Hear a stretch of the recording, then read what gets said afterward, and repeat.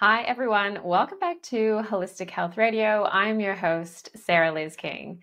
I'm an exercise physiologist and health coach, empowering you to find your healthy balance with food, fitness, and your body. Today, we are going to be speaking about 5 things that you need to stop wasting your money on in hypothalamic amenorrhea recovery. These might be a little bit controversial, but I'm going to explain the reason why I think these are completely unnecessary as I go through them. And you'll probably understand why after I go through each of these. They're not really your best use of time or money if you're looking to recover your period naturally as quickly as possible. Now, the first one's probably going to be the most controversial, which is hormone tests. Why shouldn't you spend your money on hormone tests? Well, I'm talking about specific tests that a lot of people get that they think that they're accurate, but they're actually not. If you're looking to get a good profile of what your hormones are doing, the gold standard and the only test that you should be getting is a blood test for things like your estrogen, progesterone, LH, FSH.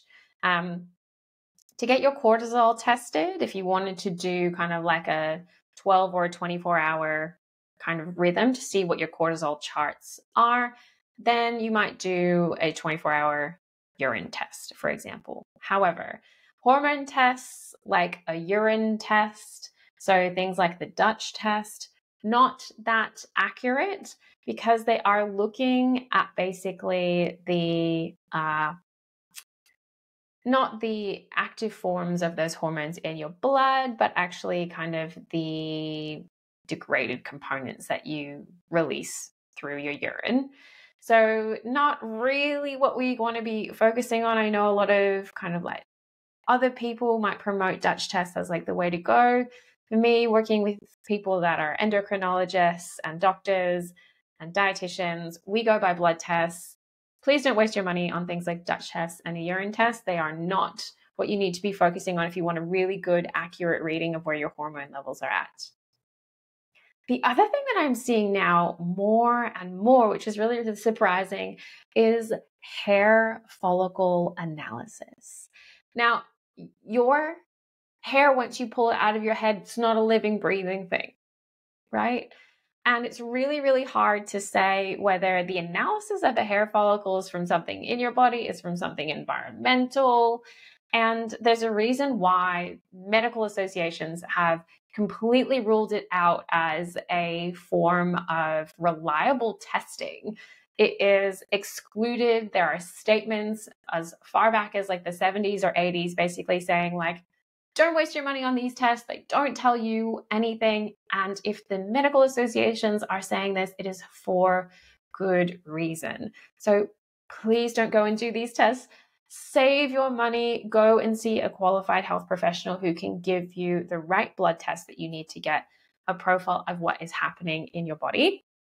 Hormone tests, including your sex hormones, things like your thyroid and other things that can give us a good general picture of what's happening for you if you do have hypothalamic amenorrhea, so that we can figure out the best course of action from there. So that is the first one. The second one that is something that you definitely don't need to be wasting your money on is organic everything. So again, a really, really controversial one, but organic doesn't necessarily mean that it's healthier for you. I did a podcast way back when with a food scientist where we spoke all about conventional versus organic foods and what it actually means for you. And that was so eye-opening for me. And I definitely encourage you to go and listen to that. So I can't remember what number it is, but it's the podcast episode with Food Science Babe, where we talk about kind of genetically modified foods, organic foods, conventionally grown foods, and kind of what all of those like microscopic amounts of sprays or things mean for your health. The too long didn't read version or the too long didn't listen version is not much. You're much better off saving your money, being able to buy a larger quantity of fresh foods that are completely safe for you to consume, and save those pennies for something else like a holiday or anything else. But You don't need to be buying organic if you are recovering from hypothalamic amenorrhea. You can buy conventionally grown foods. It will still be just as healthy, just as good for you, and you'll be saving so much more money. The third one is herbs, tonics, natural remedies, any kind of like pill or potion that is being sold as the be all and end all for you to kind of like recover your periods and get them back immediately. I can tell you, hands down, the majority of clients I work with, pretty much like 99%, don't use any form of herbs, tonics, natural supplements. They don't really take anything else unless a blood test has shown that they are deficient in that thing. It isn't the herbs, the tonics, the natural supplements that's going to recover your periods. It's the lifestyle changes that you make around food and exercise and stress that are really going to make or break your recovery and how long it takes. Now, this is probably going to sound a bit backwards because for me, I invested in going to see a naturopath during my own recovery from hypothalamic amenorrhea because my digestion was terrible. Obviously, my hormones were terrible. And I didn't really know who else to go to or where to turn because a lot of the doctors that I saw didn't know anything about it. And the naturopath that I saw did. But what I will say is the foundation of what we did together was mostly changes around nutrition and lifestyle and stress and exercise. Did I take some supplements and natural herbal remedies? Yes. But when I kind of figured out, I don't think they're doing anything, I stopped and she was like, that's fine. You don't really need to take them as long as you're doing, X, Y, and Z in terms of your lifestyle changes. So it's definitely one thing I wouldn't waste your money on. Obviously, it's your own journey. You need to make the decisions that are right for you, but you can recover your period completely naturally without taking any of these kinds of things. Unless I said before, you do have a blood test that tells you that you are deficient in something. We're kind of looking to optimize that. But for the most part, you definitely don't need that. And I'm going to do a whole episode on supplements, which I may have done before or after this, depending on when this one gets released. So if it has been released, go back and watch that one. If it hasn't been released, it will be soon. So keep your eyes peeled for that. The fourth one that you need to stop wasting your money on while you're in HA recovery is another controversial one, a gym membership. Now, this is a time where you can still be moving your body, but would I be spending money on a gym membership if I was just focusing on kind of more moderate to light intensity movement? No. The reason being, it's so much harder to keep things low to moderate in that environment where everyone is pushing themselves potentially quite a bit harder than you are. Also, like you can get in movement, not in a gym environment.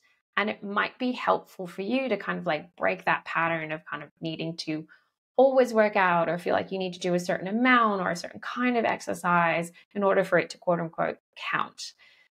For me, I quit the gym for different periods of time during my own recovery journey. And it was the most helpful thing in the long run because I started to learn, I actually don't really need this. I can still feel good if I go for, a nice relaxing walk, or I can still feel good if I do, 20 minutes of Pilates in the living room. And so you can save money and potentially you can improve your relationship with exercise by kind of taking this hard break, knowing that you can go back to that gym in a few months' time and be in a better headspace with your body being in kind of a better place physically now that it's functioning better and hopefully your cycles are really regular, to make better progress, to enjoy the gym, to learn that you don't always need to be pushing the hardest for your workout to count or to get good results. So controversial, but I would save your money and not have your gym membership while you're working on recovery. And the fifth one that I wouldn't waste your money on while you're in recovery is expensive clothes. Now, as you make these lifestyle changes, eating more, reducing down the intensity and volume of your exercise, focusing on stress management, it is really, really likely that your body is going to change. How much it's going to change, I couldn't tell you. how long it's going to take before your body settles and you're kind of in that really comfortable set point range for you. Again, I wish I had a crystal ball to let you know. Unfortunately, I don't. It does mean that you will have to invest in new clothes that fit your here and now body. And you might have to buy new clothes a few different times during the process, which I can understand is really emotionally taxing and draining, and the money side of things also definitely impacts people.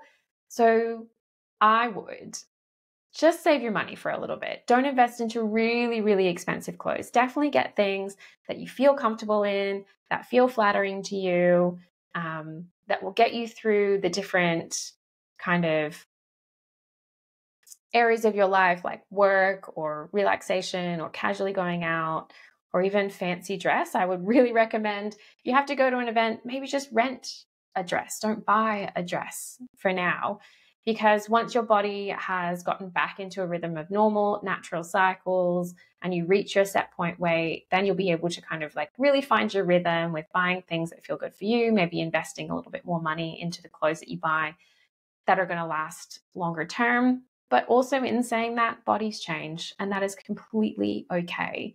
So just pick and choose things that you might want to invest more money in, but in the short term, at least within the kind of like 6 months of you really working hard on recovering and getting your periods back initially, just buy clothes that are going to serve you, to make you feel comfortable, that are going to work for you, but don't spend hundreds and thousands of dollars on really, really expensive things. There will be a time and a place for that, and it's probably not right now while you're going through this period of changing and letting your body settle to where it feels it needs to be. So if you are wanting to invest in things that'll probably be more worth your while, don't waste your money on those things. But one of the things I would definitely encourage you to do: get support, get advice, get direction, have a plan. It makes recovery so much easier and so much faster. So if you are someone that is looking for support and direction on recovering your period, definitely check out our group coaching program, Healing HA. You can click the link in the show notes to learn more about that. If you do have any questions or comments about today's episode and you're watching on YouTube, feel free to leave them in the comment section. If you're listening on Apple Podcasts or Spotify and you really enjoyed this episode, be sure to leave a 5-star rating and review. It really helps support the show.